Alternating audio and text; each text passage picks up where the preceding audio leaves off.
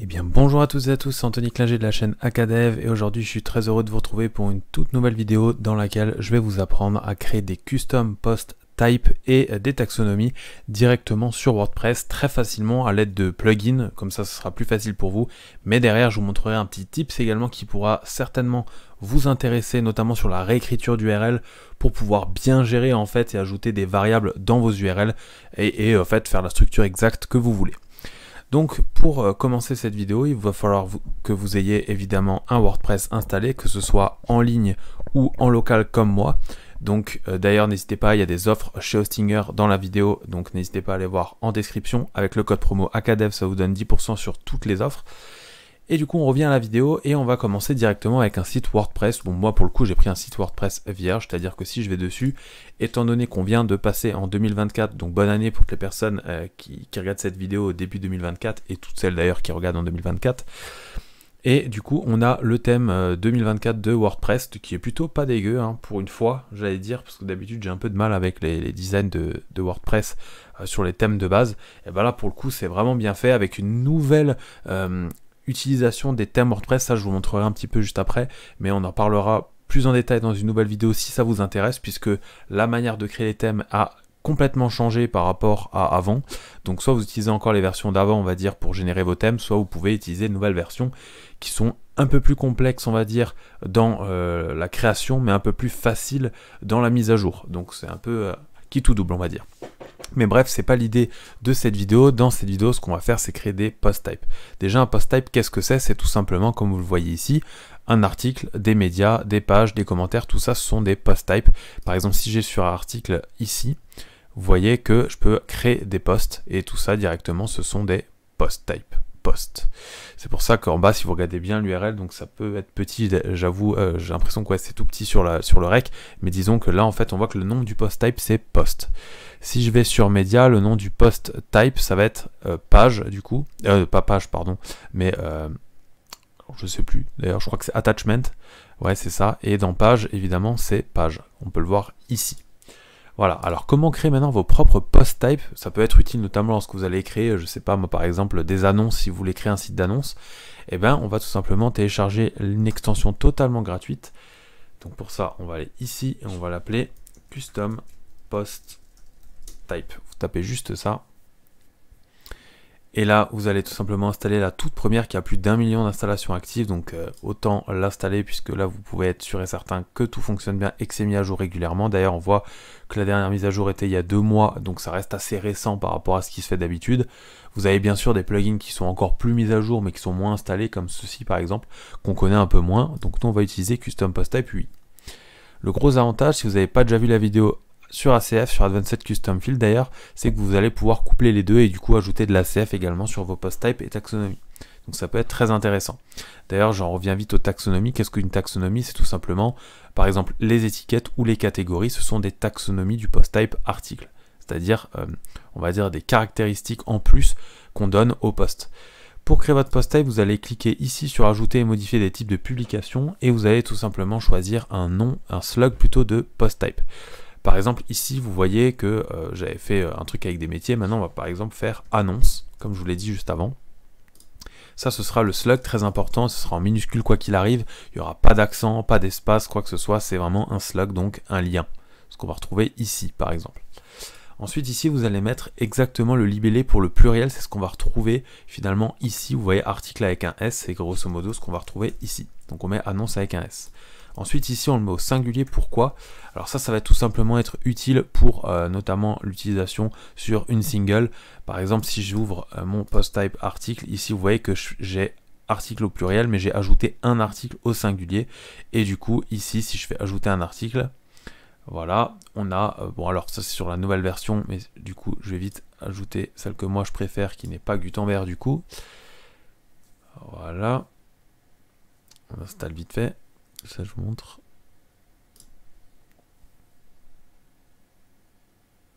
Voilà, si je fais ajouter un article, ici vous voyez qu'il y a marqué ajouter un article sans S et ça vient donc d'ici. Alors vous pouvez choisir de faire ajouter un type de publication directement comme moi et du coup vous voyez déjà qu'on a annonce qui apparaît ici avec tous les annonces ajouter un article. Alors Si vous avez une utilisation personnelle, on va dire, vous n'avez pas besoin de modifier exactement le français par exemple ici. Par contre, si c'est à vocation d'être donné à un client ou à d'autres personnes, il vaut mieux tout de suite tout bien renommer pour que ce soit propre. Et pour ça, comment on va faire? On va tout simplement se rendre dans modifier les types de publications, bien vérifier que c'est sur annonce ici. Si ce n'est pas le cas, vous allez dessus. Normalement, si c'est votre premier post type, ce sera le cas. Et là, vous pouvez descendre et tout modifier ici. Par exemple, tous les éléments. Si ici, je marque toutes les annonces, que je vais tout en bas, vous voyez qu'il y a beaucoup de choses, j'enregistre. Vous voyez que maintenant, quand je passe ici, j'ai bien toutes les annonces et puis tous les annonces. Donc voilà, ajouter un article, vous pouvez très bien cliquer, enfin modifier le texte et marquer plutôt ajouter une nouvelle annonce ici. Ajouter une nouvelle annonce. Voilà, vous pouvez le faire pour tout. Nous, on va pas le faire pour tout. Hein. Là, vous avez compris un peu le principe. Et du coup, ici, quand je vois, j'ai bien... Alors, j'ai encore ajouté un article. Alors, peut-être que c'est pas dans celui-là. Ah, ça doit être ici. Ajouter une annonce. Voilà. Bon, vous pouvez grosso modo tout changer. C'est ça qui est sympa.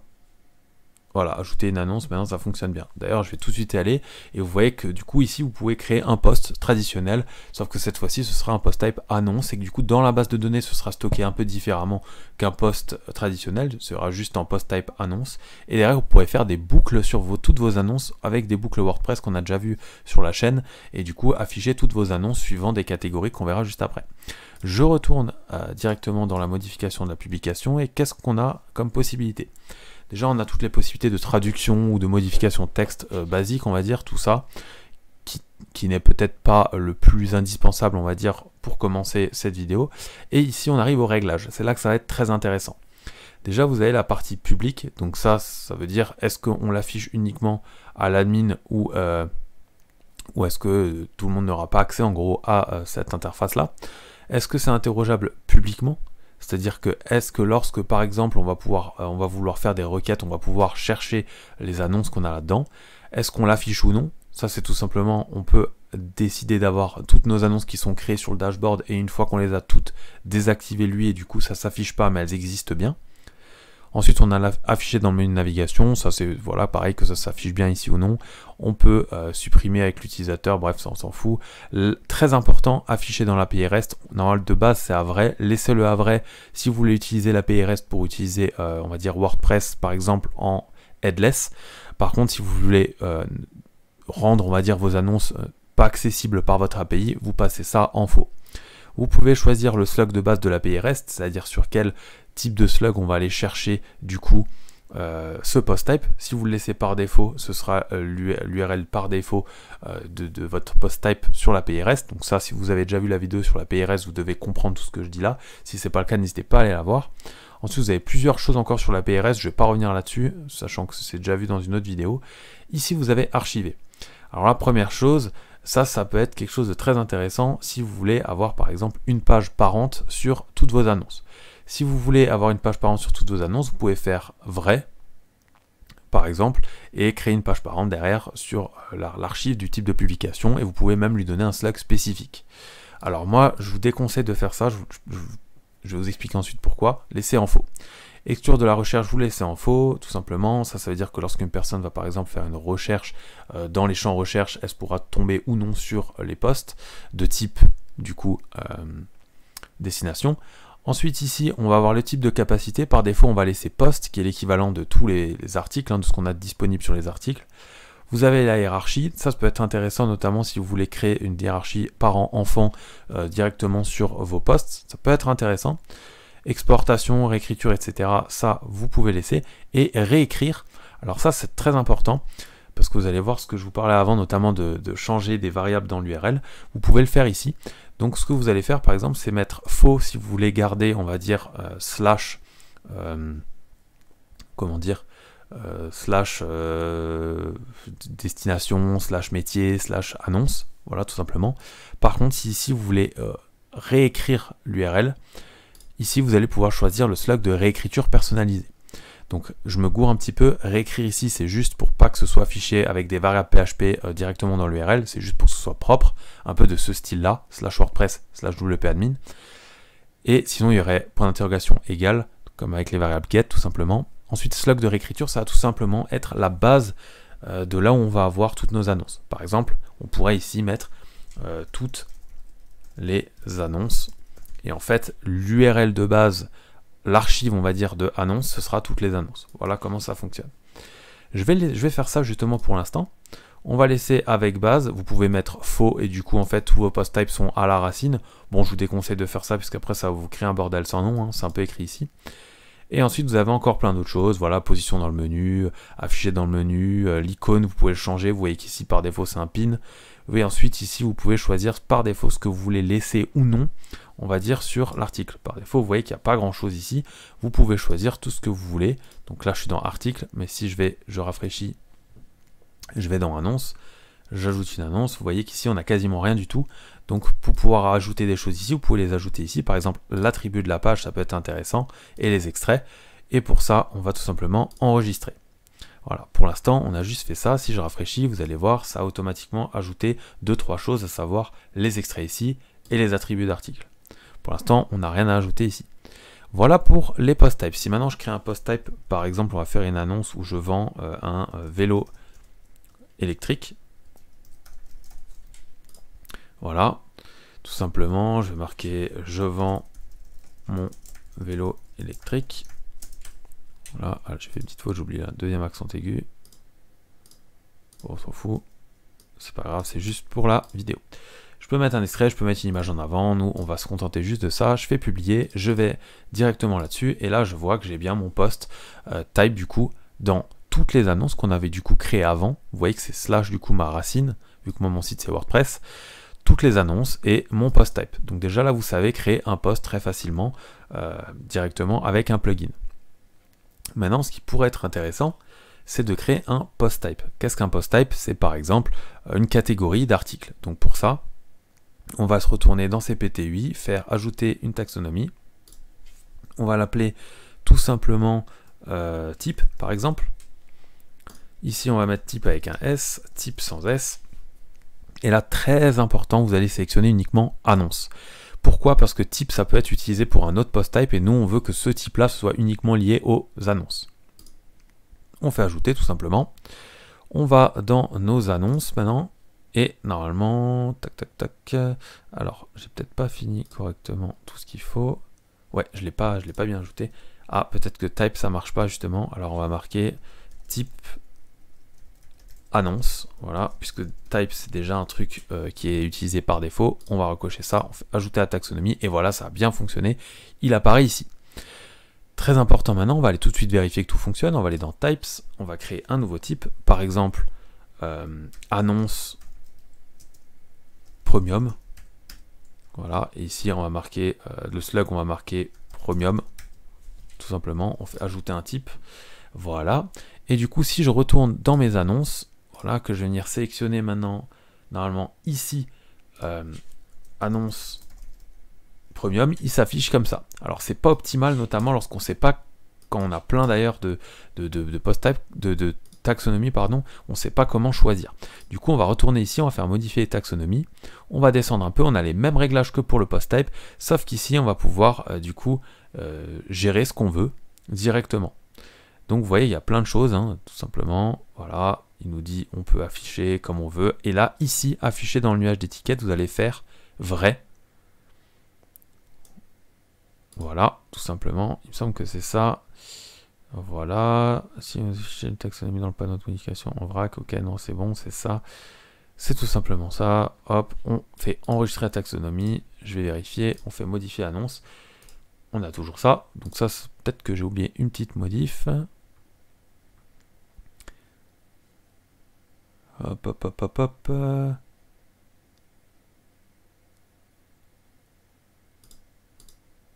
Ouais, ça c'est bon. Tac, réécrire, ok, réécrire la hiérarchie, ok. Par défaut, ok.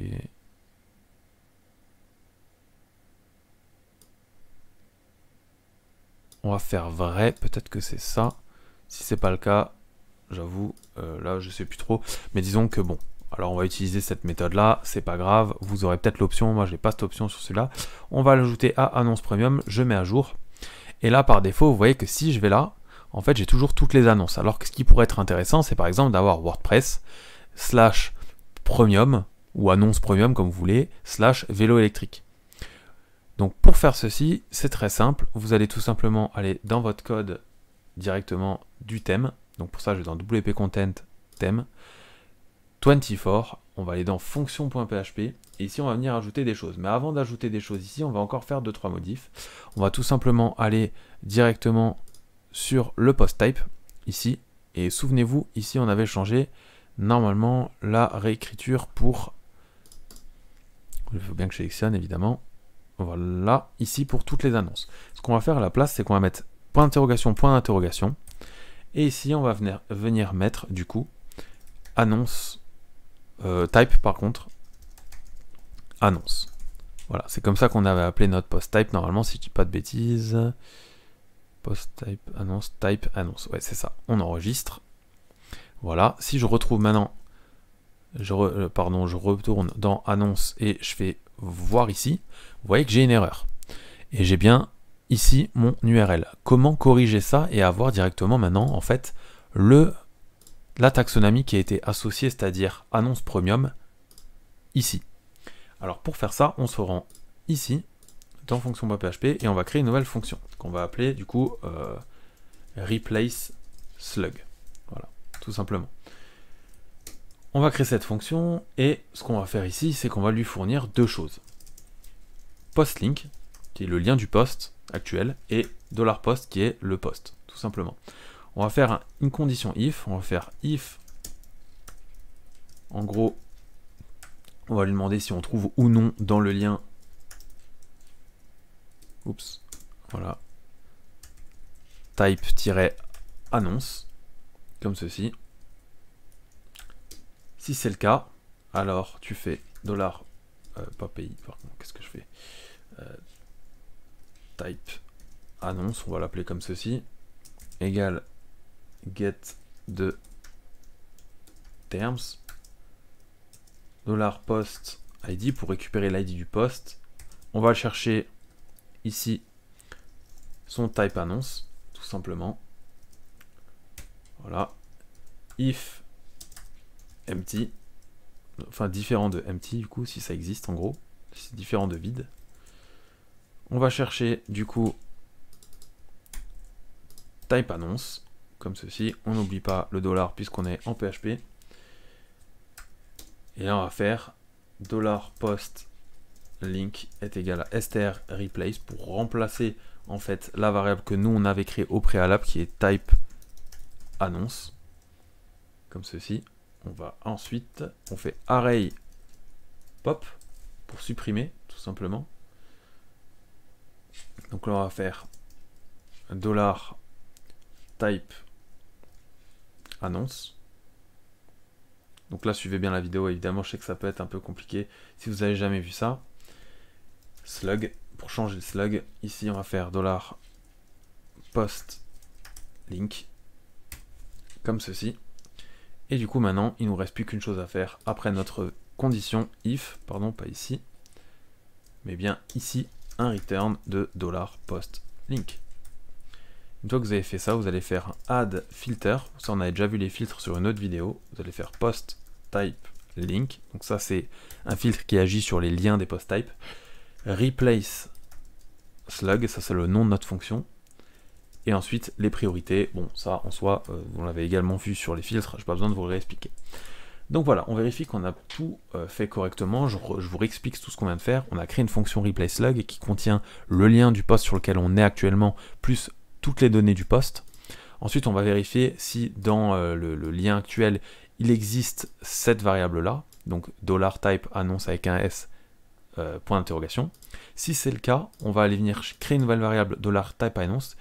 On va aller chercher l'ID du post de type annonce, tout simplement, donc de la taxonomie, et on va venir la remplacer dans le lien et retourner le lien. J'enregistre ça, et maintenant, si je retourne directement dans toutes mes annonces, ici, alors là j'ai une petite erreur, ça ne doit pas être grand chose. On va vérifier qu'on n'a pas fait de bêtises. Hop. Je vais quand même relire tout ça. Alors, on a créé replace slugs. Ah, ici, ah oui, c'est là. En fait, j'ai marqué get de terms avec un E, ce qui ne fonctionne pas. Et voilà, on n'a plus l'erreur. Et là, normalement, si je vais dessus, qu'est-ce qu'on a là? On a bien Premium avec un S. Et du coup, si je vais dessus, ça fonctionne bien. Et j'ai bien ici, à chaque fois, les types qui vont s'afficher suivant ce qu'on a ici. Donc à savoir évidemment que ça fonctionne de la manière dont vous allez lui donner des informations, et avec cette technique là vous pouvez faire exactement les structures que vous voulez très facilement, sachant que je sais que ça c'est une question que beaucoup de personnes posent. Donc si vous êtes resté jusqu'à ce moment de la vidéo, sachant que ça fait déjà 20 minutes qu'on tourne, et bien tant mieux, vous avez ce petit tips pour vous qui vous permet de gérer vos structures de permalien très facilement. Évidemment, vous pouvez également ajouter des plugins qui le font nativement directement avec les permaliens, mais par défaut, vous n'avez pas la gestion des permaliens par le post type. D'ailleurs, je vous invite, si jamais ça ne fonctionne pas tout de suite, de modifier directement ici la structure des permaliens, d'enregistrer pour flush, c'est comme ça qu'on appelle ça. Et du coup, quand vous allez rafraîchir, ça va fonctionner quoi qu'il arrive, si vous avez bien fait les modifications qu'on a vues ici. Donc voilà, j'espère que cette vidéo vous a plu, vous a été utile. Si c'est le cas, n'hésitez pas à laisser un pouce bleu et à vous abonner à la chaîne. N'hésitez également pas à laisser un commentaire pour me donner votre appréciation sur cette vidéo. Si vous avez des questions, n'hésitez pas également, j'y réponds quand je peux, le plus rapidement possible en général. C'était Anthony Klinger de la chaîne Acadev, on se dit ciao tout le monde.